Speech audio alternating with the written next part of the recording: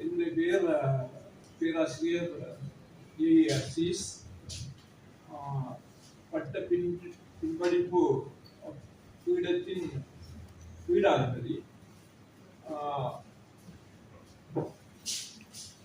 இந்த program world health சேவை plus உலக சுகாதார கணக்கெடுப்பு பிளஸ் 2025 இந்த ப்ரோக்ராம்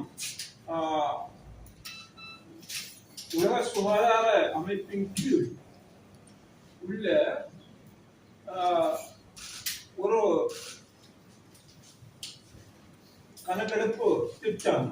இது தெற்காசியாவில் இலங்கை மட்டுமல்ல, மற்ற நாடுகளிலும் ஏற்கனவே செய்துவிட்டார்கள். ஆகவே இலங்கையில் இந்த சேவையை மேற்கொள்வதற்கு உலக சுகாதார ஸ்தாபனம் கொழும்பு பல்கலைக்கழகத்தை தொடர்பு அதன் ஹெல்த் ஏஜ் இன்டர்நேஷனல் ஊடாகவும் சுகாதார அமைச்சு ஊடாகவும் தொடர்பு என்னுடைய பல்கலைக்கழகத்தின் கீழ் இருக்கும் ஏஜிங் சென்டர் அதன் பணிப்பாளர் மனோரி, ஆல்சோ என்னுடைய பல்கலைக்கழகத்தின் முன்னாள் கோவேந்தர் பேராசிரியர் லக்ஷ்மன்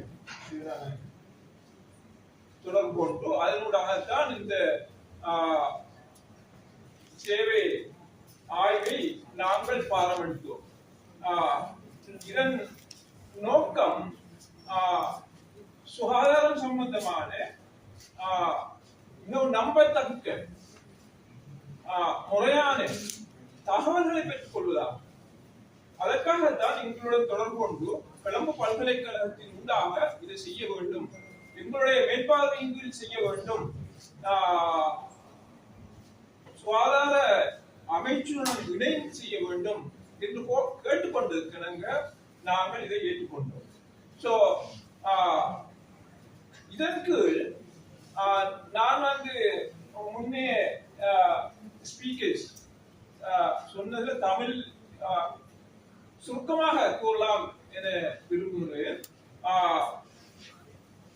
இந்த கணக்கெடுப்பின் கீழ் இலங்கையின் 9 மாகாணங்களிலும் பிரதிநிதித்துவப்படுத்தும் வகையில் 9 மாகாணத்தின் கீழ் 25 மாவட்டங்களை பிரதிநிதித்துவப்படுத்தும் 6000 வீடுகளை 6000 குடும்பங்களை அடிப்படையில் நாங்கள் சேகரிக்க விரும்புகிறோம். சோ இது 2 விதமான வினாக்கொத்துக்கள் காணப்படுகிறது. ஒன்று குடும்ப தலைவர், குடும்பத்துக்கு பொறுப்பானவரிடம் சம்பந்தமான தகவலை பெற்றுக்கொள்வது, சுகாதார சம்பந்தமான தகவலை பெற்றுக் கொள்வதற்கான வினாக்கொத்து. அடுத்தது அந்த குடும்பத்தின் தனிப்பட்ட ஒருவரை பிரதிநிதித்துவப்படுத்தும் வகையில் அவருக்கான தனிப்பட்ட வினாக்கொத்து. சோ இந்த வினாக்கொத்துக்கள் ஆங்கில மொழி மூலமான அந்த வினாக்கொத்துக்கள் இந்த வினாக்கொத்துக்கள் எல்லாம் நாங்கள் உலக சுகாதார நிறுவனத்தின் மேற்பார்வைக்கு அவர்கள் பல மற்ற தெற்காசிய நாடுகளில் உபயோகித்த அந்த வினாக்கொத்துக்களை எங்களிடம் அனுப்பி அதனை நாங்கள் எங்களுடைய இலங்கைக்கு ஏற்ற வகையில் எங்களுடைய சுகாதார அமைச்சுடன் தொடர்பு கொண்டு அவங்களுடன் கலந்து ஆலோசித்து எங்களுடைய நாட்டிற்கு ஏற்ற வகையில் அந்த கேள்வி வினாக்கொத்துக்களை நாங்கள் தயாரித்து அதனை சிங்கள மொழி மூலமும் தமிழ் மொழி மூலம் என்னுடைய மேற்பார்வையின் மூலம் நாங்கள் அதை மொழிபெயர்த்து அதை தயாரித்துள்ளோம். சோ இது இந்த கணக்கீடு 6000 குடும்பங்களை அடிப்படையாக கொண்டு நான் சொன்ன மாதிரி 2 ஒன்று குடும்ப தலைவர், அடுத்தவர் ஒரு பிரதிநிதித்துவப்படுத்தும் ஒரு குடும்பத்தில் ஒருவர். சோ எடுத்து இவங்க 18 வயசு 18 வயசுக்கு மேற்பட்டவர்கள் மாத்திரம். 18 வயசுக்கு மேற்பட்டவர்களை தேர்ந்தெடுத்து அவர்கள் பல விதமான கேள்விகளை நாங்கள் கேட்டு தரமான தகவல்களை சேகரிப்பதுதான் இந்த ஆய்வின் நோக்கம். So now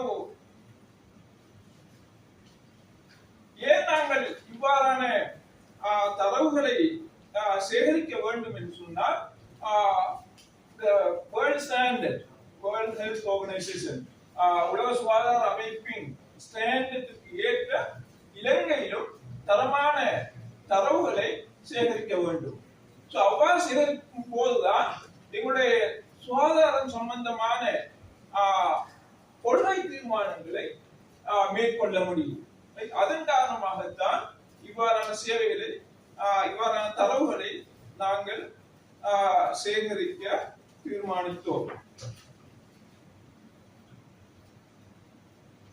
அதைவிட பல்வேறு சம்பந்தமான தொற்றும் தொற்றா நோய்கள், அது நிதி சம்பந்தமாக சுகாதாரம் சம்பந்தமாக ஒவ்வொரு குடும்பங்களும் எவ்வளவு செலவழிக்கிறார்கள், அவங்களுடைய வருமானத்திலிருந்து எவ்வளவு சுகாதாரத்துக்கு ஒவ்வொரு குடும்பமும் செலவழிக்கிறார்கள்.